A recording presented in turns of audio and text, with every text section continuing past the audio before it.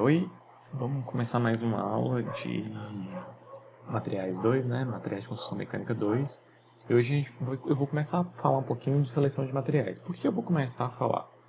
Eu vou falar um pouquinho agora, mas eu vou... Tem um cachorro latindo aqui, né? Mas eu vou depois complementar, né? A gente sabe que eu falei um pouquinho que o projeto vai ser sobre isso, então é só um começo aqui. E meio que vocês vão entender por quê. Então, certo. O que a gente já viu até agora? A gente viu revisão, né? Até agora a gente viu só revisão, basicamente. Então a gente vai...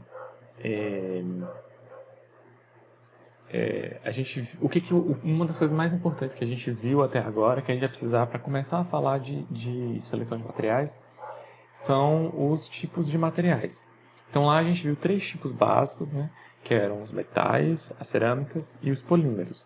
E aqui vocês estão vendo que essa figura aqui é do Ashby, né? Vocês estão vendo aqui que aqui tem um pouquinho, uma diferenciação um pouquinho diferente. Essa vai ser a diferenciação que ele vai colocar nos mapas que a gente vai ver. Então, por exemplo, dentro dos polímeros a gente tem os plásticos, os termofixos e os elastômeros, né? Dentro, mais ou menos a divisão entre eles, né? Mas a gente tem os estruturais, tem os cristalinos, tem os amorfos. Lembram? A gente viu um pouquinho disso. Né? Falou por cima. Então, aqui ele está separando em polímeros e elastômeros, né? Aí tem os metais e as cerâmicas, que ele está separando entre cerâmicas e vidros. E aí especifica quais são as cerâmicas e os vidros, né? Então, vocês estão vendo aí. E uma união entre eles, que eram os compósitos. Lembram? Que era quando você combinava dois materiais para obter propriedades melhores, né? Você melhorar as propriedades desses materiais. Ok, então essa é a divisão, mais ou menos, que ele vai utilizar para colocar no mapa, que a gente vai ver de seleção de materiais. Mapa de propriedades. Ok, então o que a gente vai ver hoje, né? O que a gente viu, o que a gente vai ver hoje? A gente vai ver uma introdução à seleção de materiais. Esse é o principal da aula. Vou falar um pouquinho. A gente vai ver um pouquinho de seleção de materiais, muito focado em índice de mérito ou índice de materiais e os mapas. Esses são os principais pontos aí que a gente vai começar a entender para a seleção de materiais. Mas seleção de materiais é muito complexo, né? Então, não se limita a isso. Certo. Primeira coisa, o primeiro ponto é falar um pouquinho de projeto. Quando a gente está falando de selecionar materiais, a gente está falando de que a gente está projetando um produto, fazendo um projeto de um produto, e aí a gente vai selecionar um material para fabricar aquele produto. É aí que entra a seleção de materiais, é dentro de projeto. Esse diagrama aqui é um pouquinho diferente do que eu já mostrei para vocês, mas é básico de projeto. Lembram? A gente tem que atender às necessidades do mercado e, além disso, a gente tem que se importar com requisitos de projeto, por exemplo, ambientais, ou então de custo, né? Tudo isso a gente tem que prever, tem que colocar na conta aí.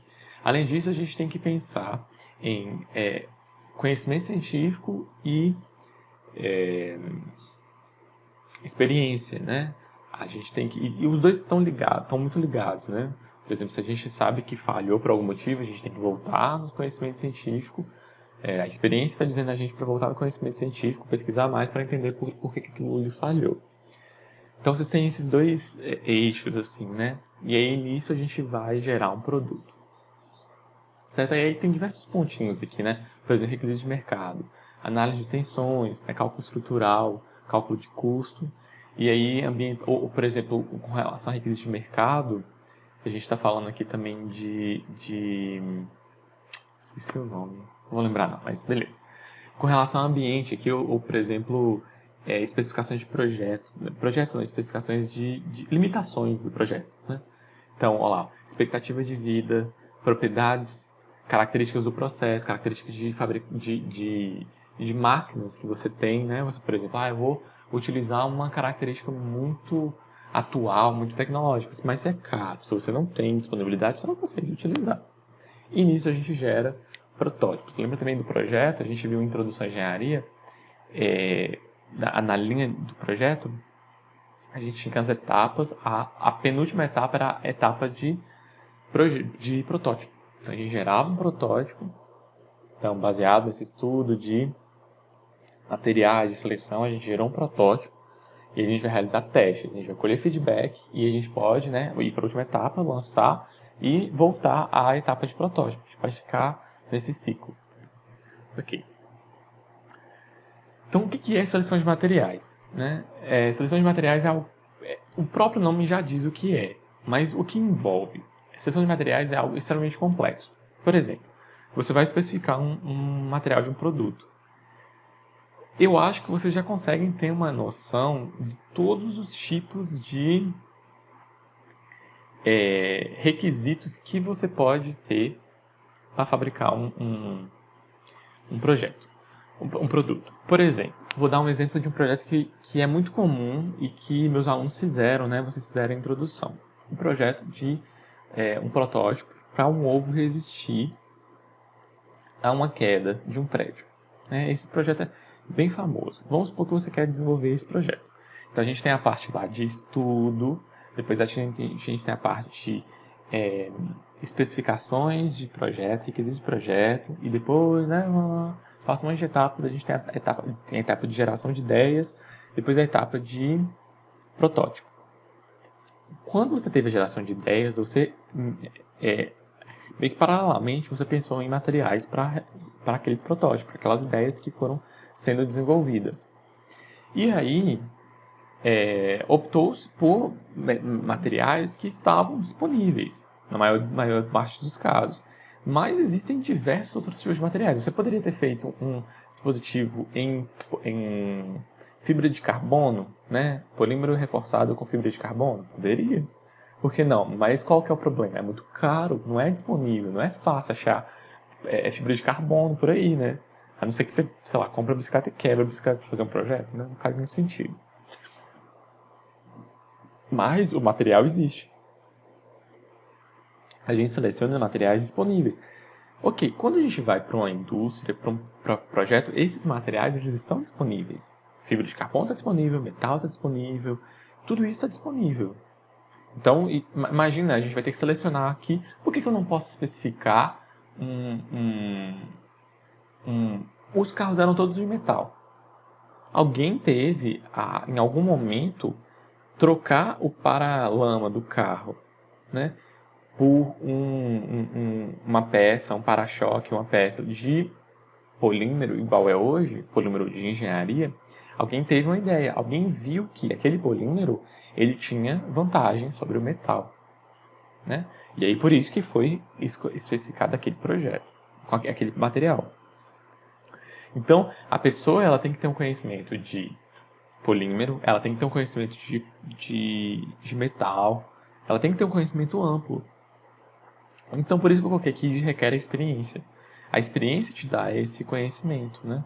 Ao se trabalhar em vários projetos, com diversos produtos, a gente vai ganhando experiência para atuar nesse sentido, né? De ter uma ideia, muitas vezes. Mas outras vezes não. Você vai ter mapas de seleção de materiais, né? Mapas de propriedades, né?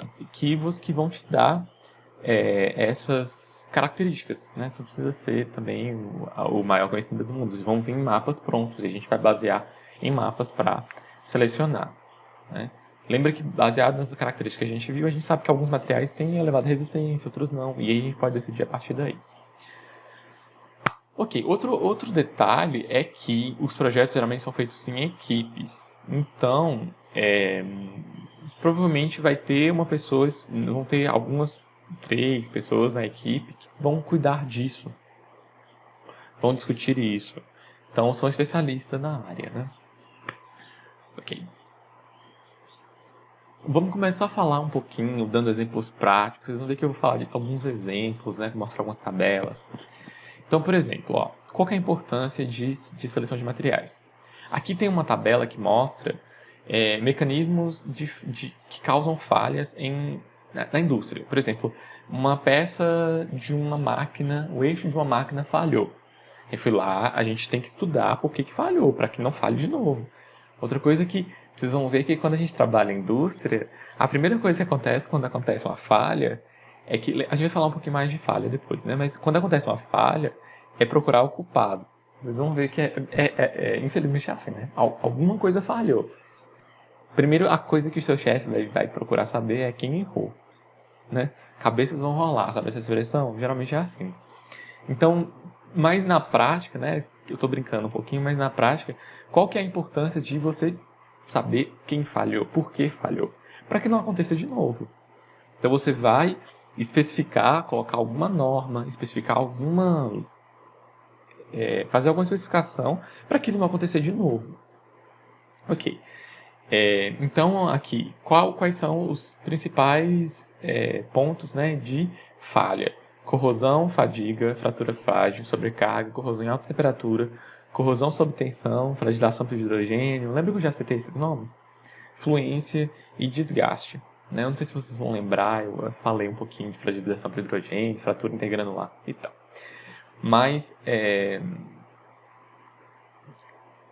vocês estão vendo aqui que corrosão é um dos principais pontos. Aqui a gente coloca de uma maneira geral corrosão, mas isso está muito ligado também à falta de manutenção preventiva. Infelizmente, o que acontece muito é que a gente tem só manutenção corretiva e não manutenção preventiva. É muito comum a gente ter só manutenção corretiva. Né? Alguma coisa quebrou, você vai lá e conserta. E não todo um programa de que evite a falha, né? Que se detecte uma corrosão. Né? Existe uma inspeção visual que é capaz de detectar uma corrosão. Então, a corrosão está muito... a maior parte das falhas está ligada à corrosão. Então, por exemplo, ferrugem, desgaste, assim, oxidação, né? Corrosão e oxidação são santos, mas uma oxidação, por exemplo, ferrugem é a oxidação do ferro. Então, você tem vou dar um exemplo da construção civil. Você tem uma viga, aí tem uma viga, um concreto armado, né? E aí tem uma viga de concreto, tem o concreto por fora e a estrutura metálica por dentro. O que aconteceu? Alguma coisa falhou nessa parte, nessa selagem por fora, e do concreto saiu, e aí o metal ficou exposto. O metal não pode ficar exposto, porque a gente sabe que ferro oxida, né? Por conta aí de diversos fatores aí, né, que vão ser catalisadores dessa oxidação do ferro, por conta do ambiente aí, umidade e tal. Então, esse ferro vai falhar, né? Esse metal aí, ele vai ter uma corrosão e pode vir a falhar por conta desse problema. Mas se você tivesse, por exemplo, feito uma inspeção visual na obra, feito um programa de manutenção, a gente poderia ter detectado aquilo e evitado. Ok. Então, quando a gente for especificar um material, a gente tem que pensar nisso. Concordam? Então, por exemplo, ao mesmo tempo que polímeros eles têm baixa resistência mecânica, eles têm uma alta resistência à corrosão. Apesar de ter uma baixa estabilidade química. Ou uma cerâmica, ela tem uma baixa... ela tem uma alta estabilidade química e uma alta resistência à corrosão. Então, a gente sempre tem que pesar, né? A gente tem que ter uma balança. A gente vai ver que a gente vai dar números para isso. Matriz de decisão. Mas a gente vai ver isso depois, vai ser na aula de hoje não. Ok, agora, por exemplo, em componentes aeronáuticos, quais são os principais tipos de... Qual é o principal tipo de falha? Fadiga. Lembra que eu já comentei sobre fadiga? O que é fadiga? Fadiga é uma falha ocorrida, né, com materiais que estão submetidos a ciclos, né, a cargas cíclicas. Então, por exemplo, eixos. Eixos são os principais componentes, um dos principais problemas de eixo é fadiga, né? Porque é um componente que está submetido a um ciclo, a um determinado ciclo. E aí qual que é o problema? Existem dois tipos de fadiga, né? Fadiga de alto ciclo e fadiga de baixo ciclo. A fadiga de baixo ciclo é aquela fadiga, por exemplo, que você quer quebrar, né, fraturar um fio metálico. A gente não consegue quebrar o fio metálico puxando. Então o que a gente faz? A gente faz uma espécie de fadiga. A gente faz movimentos, né, cíclicos para cima e para baixo no metal, e aí esse metal falha nesse ponto, né, que ficou submetido a essas cargas cíclicas. E aí a gente conseguiu falhar o material numa tensão bem melhor que a tensão de escoamento, né, a resistência de escoamento do material. E aí a fadiga, a de alto ciclo, é o mesmo procedimento, é o mesmo princípio, só que um pouquinho diferente. né? A resistência dela vai ser maior, porque de alto ciclo, essas oscilações são ao longo do tempo, né? Mas o problema é que são inúmeras oscilações. E aí, a fadiga é um grande problema em aeronáutica. Por quê? Porque existe vibração de todos os componentes na aeronáutica, né? Quando o avião está voando, não sei se vocês já viram aviões planando em câmera lenta. Parece que o avião está meio que batendo asa, né? Existe uma oscilação da asa por conta de vibração. Toda a estrutura está submetida a uma vibração. Qualquer componente lá que está em vibração, ele pode falhar por fadiga. Ponha isso na cabeça. Está em vibração, está em algum tipo de ciclo, fadiga. A manutenção preventiva em avião já tem um critério muito maior. Então, é bem mais difícil que não se detecte essa corrosão numa fase preliminar e que se corrija isso. Até a manutenção preventiva, existe a substituição de peças para você meio que prevendo isso, né? Prevendo essa corrosão que acontece com o tempo. Então, essa é a principal causa, né? Basicamente, a mais da metade, né, das causas aí. Essa é uma pesquisa um pouquinho antiga, mas dá uma ideia do que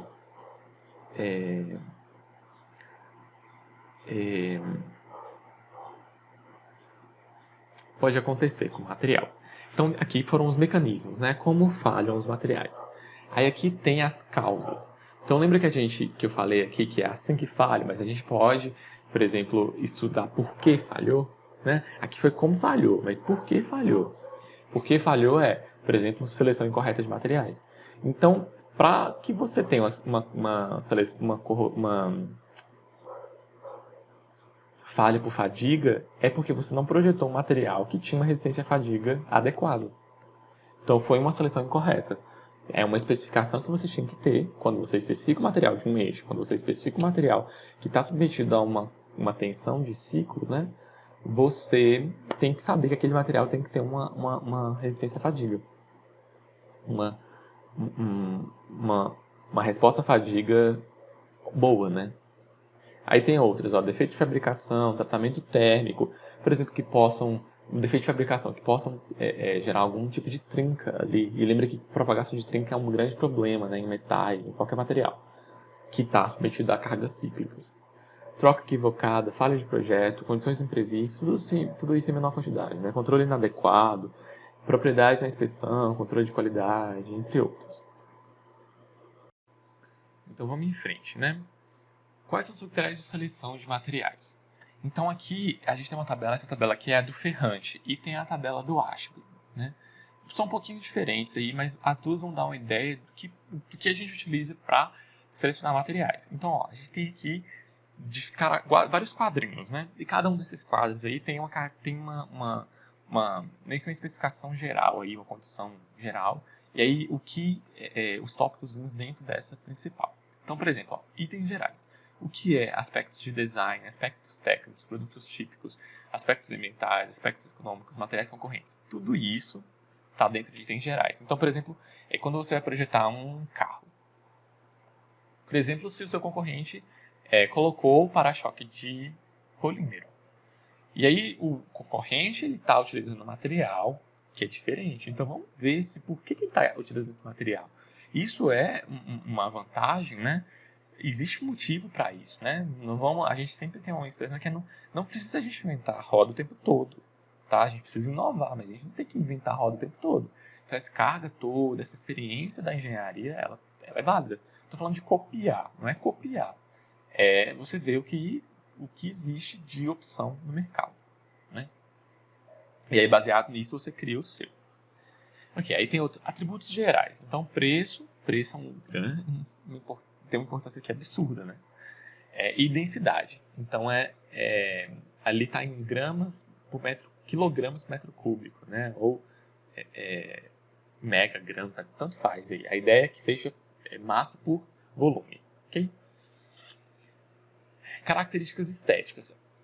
Aí a gente tem tom grave e agudo. Vamos supor que você está fabricando uma bomba hidráulica. E essa bomba hidráulica é muito barulhenta. Então um computador. Esse computador é muito barulhento. Então, o som aí, né, é bem importante.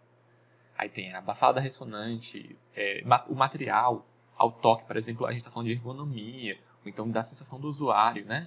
Você pega os celulares, cada pessoa que pega no celular e tal tem um material diferente, a gente tem uma sensação diferente. Então, se o seu por exemplo, alumínio escovado. O alumínio escovado ele tem uma sensação diferente de um outro que é de vidro, né? De um vidro mesmo. Outra coisa é, por exemplo, se você toca e a sensação é fria ou se é agradável, tudo isso, essas características são muito importantes. Não necessariamente são os engenheiros que especificam, né? Os engenheiros, por exemplo, mecânico, mas lembra que a gente trabalha em equipe, então tem alguém que está preocupado com aquilo ali na equipe. Então a outra é comportamento à luz, então transparência, translúcido, opaco, tudo isso entra nessas características que eu estava falando com vocês, né? Próximo, eu vou deixar falar de propriedades daqui a pouco. Então a gente tem características ambientais, tem o conteúdo energético, reciclabilidade. Agora a gente está falando de ciclo de vida de produto, a gente tem que saber tudo o que acontece no nosso produto. Né? Se você especificou um material do celular, que é de mercúrio, que é de chumbo, a gente sabe que esses materiais são tóxicos, né? Eles não podem ser descartados de qualquer maneira. A gente sabe que muitas vezes esses materiais vão ser descartados, né? Então, a gente tem que ter essa preocupação de como que esse material vai voltar para a gente, se é um material tóxico, por exemplo. Interação com outros materiais. Por exemplo, a gente está preocupado aqui com corrosão, né? Ou se isso no solo vai ter uma transformação do material e isso pode gerar um produto tóxico. Para propriedades, agora eu vou pegar as propriedades do ASP. Ele tem essa tabela enorme de propriedades aqui. Então, todas essas propriedades aqui, elas podem limitar o projeto e além disso, ele coloca aqui uma tabela, né, com símbolos, então, ou unidades. Então, os símbolos e unidades, perdão, né? Então, a gente tem aqui, a gente já falou um pouquinho, né, densidade, então tá lá, e preço. Aqui a gente colocou como os atributos gerais aqui, com suas propriedades, né? Aí depois vem as propriedades que a gente conhece mesmo. Por exemplo, módulo de elasticidade. Aí tem 3. De Young, que é o E. Lembra do módulo de Young? Que ele está lá relacionado à parte elástica, o comportamento elástico do material. Num teste de tração, a gente tem a módulo de elasticidade relacionado ao cisalhamento, que é o G, e o de elasticidade volumétrica, que é o K. Porque a gente aqui fala muito relacionado a outros materiais também, tá bom? Vai ter os de metais, mas essa é importante especificar aqui para alguns outros materiais. São mais, um parâmetro que vai ter uma importância bastante para determinadas aplicações. A gente tem a tensão de escoamento. Quando a gente, no materiais, no semestre passado, a gente falou de materiais, das propriedades, a gente estava falando de como obter a propriedade. Lembra? Como obter, nesse diagrama aqui, a tensão de escoamento, como obter a resistência à falha, como obter diversas resistências, né? Diversos testes. Aqui a gente vai começar a ver aspectos práticos disso. Quando a gente especifica o material, geralmente a gente está bem preocupado com a tensão limite de escoamento. Por quê? A tensão limite de escoamento é quando a gente tem no material lembra lá daquele diagrama que vocês não podem esquecer nunca? Tensão deformação. Então, tensão deformação. Lembra que a gente tem esse comportamento assim, aqui é a falha, né? Tensão de engenharia. Então, aqui é o comportamento elástico, e aí o coeficiente angular aqui é o módulo de Young. Lembra disso? Módulo de elasticidade de Young, que a gente viu aqui atrás. Ok, aí quando a gente chega nesse limite aqui, ó, essa tensão aqui é a tensão de escoamento, tensão limite de escoamento. Torto, nossa senhora. Tortinho aqui, né? Mas é isso, tensão de escoamento. E quando a gente especifica, a gente está muito interessado nessa tensão de escoamento. Porque a gente quer que o nosso material ele trabalhe dentro dessa tensão. Tá bom? A gente quer que ele trabalhe dentro dessa tensão, não era isso que eu queria dizer. Dentro do limite elástico. Dentro do limite elástico. Você teve um carregamento. Quando você tirou o carregamento, o material voltou ao que era, limite elástico. Aqui a gente tem, né, até atenção, a resistência, a resistência falha, né, que é essa daqui, e o limite de resistência, que é esse aqui em cima. Então, todas essas resistências aí, elas são interessantes para a gente quando a gente está falando de especificações, mas algumas mais importantes que as outras, né? Resistência à compressão, dureza, alongamento, limite de fadiga, vários desses conceitos a gente trabalhou ou não, ou a gente vai ver ainda, né? Limite de fadiga, eu falei um pouquinho que era fadiga, tenacidade é fratura, lembra que era tenacidade K, né? Esse é um outro tipo de K agora, esse KTCI, de fratura. Que são as propriedades aí que dão pra gente, né, medidas da absorção de resiliência, né, essas propriedades, de absorção de energia até a falha, de quanto que ele alongou, né, que está falando alongamento aqui, de quanto que ele deformou até falhar. É isso. Aí tem coeficiente de perda, capacidade de amortecimento, taxa de desgaste. Eu quero que vocês leiam depois, né, para ver aí bem específico. Alguns a gente nem viu. Bom que vocês tiverem curiosidade, pesquisem. Algumas são mais importantes que outras, né? Aí tem as térmicas, elétricas, ópticas e ecológicas. Aí tem todas aqui, eu vou falar por cima de algumas, e outras eu quero que vocês leiam. Então tem ponto de fusão, né, quando derrete, né, vamos colocar assim em ordens, numa linguagem mais popular. Transição vítrea, a gente falou, lembra dessa propriedade, quando a gente tinha especificando, por exemplo, aquele caso daquele metal que falhou por conta de que a temperatura era baixa, aqueles navios que partiram ao meio, esqueci o nome, mas foi uma das primeiras aulas do semestre passado que a gente teve. Então, essa daí, transição vítrea. Temperatura de serviço máxima, temperatura de serviço mínimo, condutividade, não relacionada a conduzir calor, calor específico, coeficiente de expansão, quanto o material aumenta, resistência com temperatura, resistência ao choque, a resistência elétrica, constante elétrica, a gente pode falar outras, né? Capacitância, blá blá blá. Força de elétrica, fator de potência, índice de refração, né? Entrando nas óticas, e ecológicas, energia incorporada e pegada de carbono, se a gente estiver importando aí, e quanto de carbono a gente produz, né, por quilo de material. Quantos quilos de carbono que a gente produz por quilo de material que a gente está produzindo. Tudo isso, olha para você ver, agora quando a gente está indo agora para a ordem prática, as coisas começam a ficar bem complexas, porque elas vão ficando reais. E aí a gente tem que colocar tudo na balança, né? Lógico que, sim, alguns desses fatores a gente às vezes não considera, e outros a gente tem mais importância, menos importância, né? Então, eu falei isso daqui quando eu falei da revisãozinha, isso daqui a gente já está a gente já está mais esperto, isso aqui, a gente já viu isso aqui algumas vezes, né? Desses materiais, desses tipos de materiais aqui.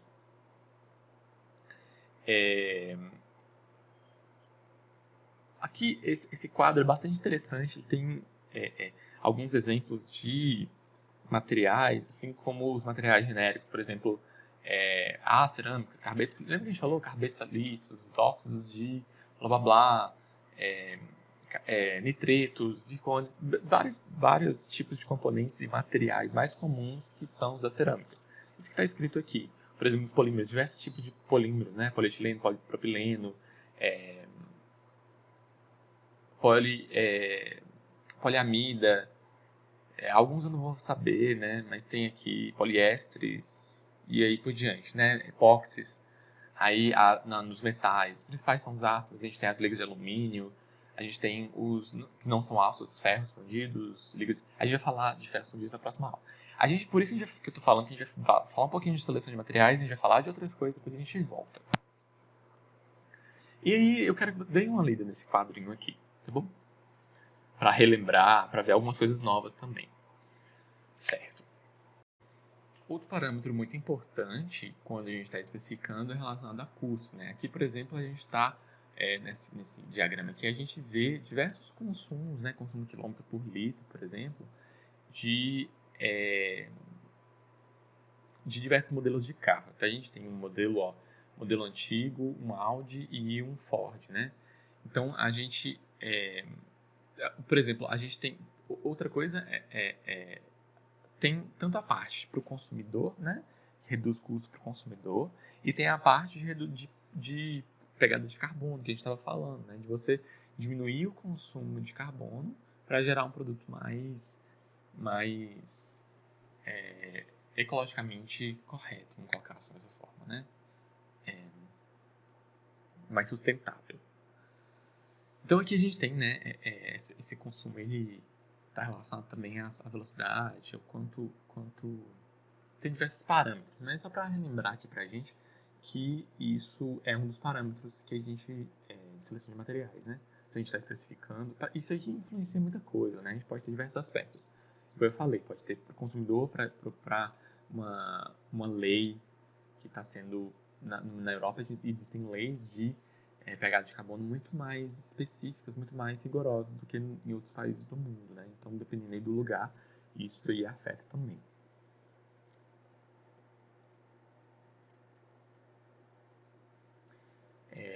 Ok, então a gente tem aqui a economia de massa em porcentagem obtida pela substituição do ácido baixo carbono em diferentes materiais em partes do automóvel construído por partes finas. Então a gente tem aqui, ó, aço, a gente tem diversos tipos de materiais, né? Aço microligado, alumínio, polímero reforçado, fibra de vidro, polímero reforçado, fibra de carbono, né? Então a gente tem fibra de carbono e fibra de vidro. Aí tem rigidez e resistência. E aí, o que essa rigidez e essa resistência, elas estão falando aí igual, né? A gente está comparando com o aço. Então, o aço, aí, como que nem escrito aí, base, é o que a gente está comparando. Por exemplo, como assim? Vamos falar, por exemplo, aqui da resistência. A gente tem... a gente vai lembra que é tudo com relação à economia de massa. Então, a gente tem aço microligado, é um aço mais... que tem uma tecnologia maior. Então, ele vai ter uma resistência maior do que o aço comum aí que a gente está utilizando como base. Então, nesse caso, se você utilizar aço microligado, e aí você vai ter as mesmas... Tudo, o resto vai ser igual. Mas só para a gente ter igual resistência, a gente consegue economizar 18% em massa, para ter uma peça que tenha as mesmas especificações, né, de resistência. Se for rigidez, aqui é a mesma coisa, tanto aço quanto aço microligado. Aí, por exemplo, alumínio. Lógico que a gente está falando aqui de uma liga de alumínio, né? Então, rigidez, ó, a gente economizaria 52% em massa e resistência 50%. Fibra de vidro, mesma coisa. 38% de rigidez e 25%. E lógico que a fibra de carbono é um dos maiores aí, né? De 48% e 60%. E aí o que acontece?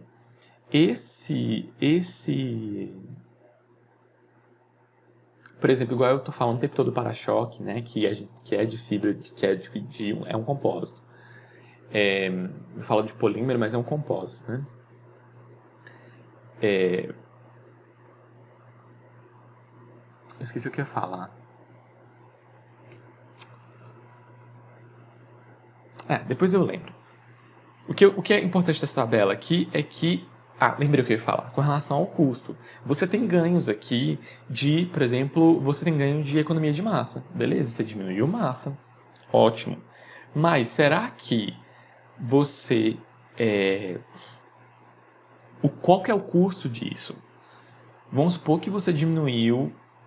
Você utilizava 20 quilos de aço para fazer a peça. Agora, para fazer com a fibra de carbono, você vai utilizar 10 quilos. Só que o preço do aço é R$10 e o preço do carbono, da fibra de carbono 100.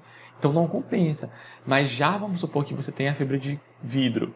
E aí o polímero reforçado com fibra de vidro. Aí você tem um ganho, uma economia com relação à redução de massa e você tem uma economia com relação ao peso, ao custo por peso, por massa. Aí não tem o que falar, substitui, né?